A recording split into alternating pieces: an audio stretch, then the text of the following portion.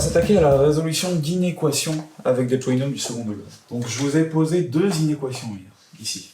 Une là, une là. Pourquoi est-ce qu'on dit inéquation? Parce que le signe, c'est pas un égal, mais c'est un inférieur ou égal, ou un supérieur ou égal, ou un inférieur strict, ou un supérieur strict. Alors, pour résoudre une inéquation, vous allez avoir besoin de deux étapes, de deux prérequis. La première chose à faire, on va vous les afficher sur le côté, la première chose à faire, c'est de calculer les deux racines du polynôme. Une fois que vous avez la racine, vous faites la deuxième étape qui consiste à dresser le tableau de signes du polynôme.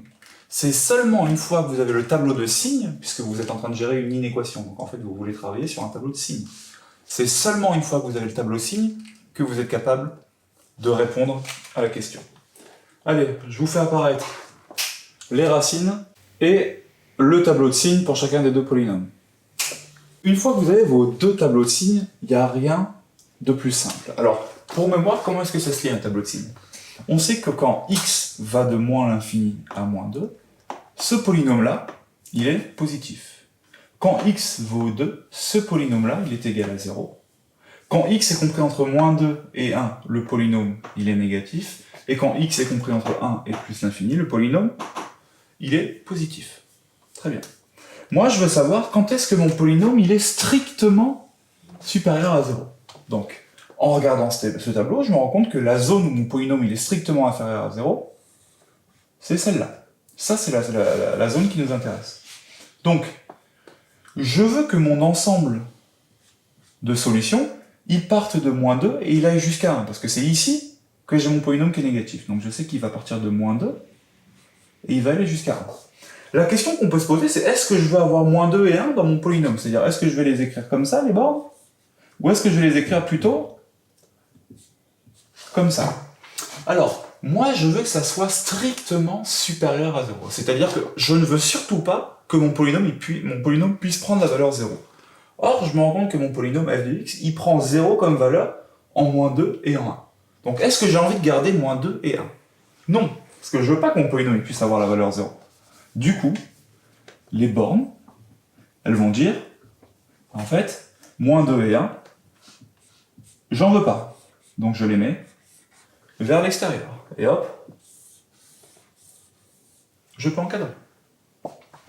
Pour la deuxième, on se demande quand est-ce que ce polynôme est strictement positif. D'accord? Donc, vous regardez votre tableau de signes, vous vous dites, bah, mon polynôme que j'ai mis là, il a quand même bien l'air positif ici et ici. S'il est positif ici et ici, en fait, il est positif partout. Sauf que non. Parce que regardez bien.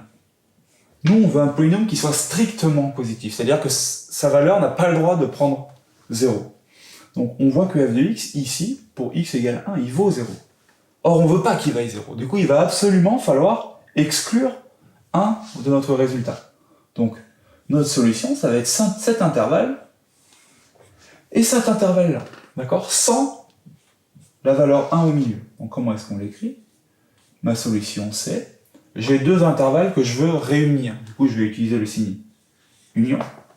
Cet intervalle-là, il va de où à où? Ben, il va de moins l'infini jusqu'à 1. Moins l'infini jusqu'à 1. Est-ce que je veux avoir mon 1 dans cet intervalle? Surtout pas, j'en veux pas. Du coup, je l'exclus. Et cet intervalle-là, il va de 1 à plus l'infini. De 1 à plus l'infini. Et est-ce que je veux avoir 1 dans cet intervalle? Eh ben non. Toujours pas. Du coup, je l'exclus. Vous remarquerez qu'on exclut toujours moins l'infini et plus l'infini. D'accord? C'est une histoire de notation. On n'en veut jamais dans notre solution. Hop. Et voilà. Vous avez vos solutions. Rien de plus simple, hein? À vous de jouer avec les exercices en dessous et on se retrouve après.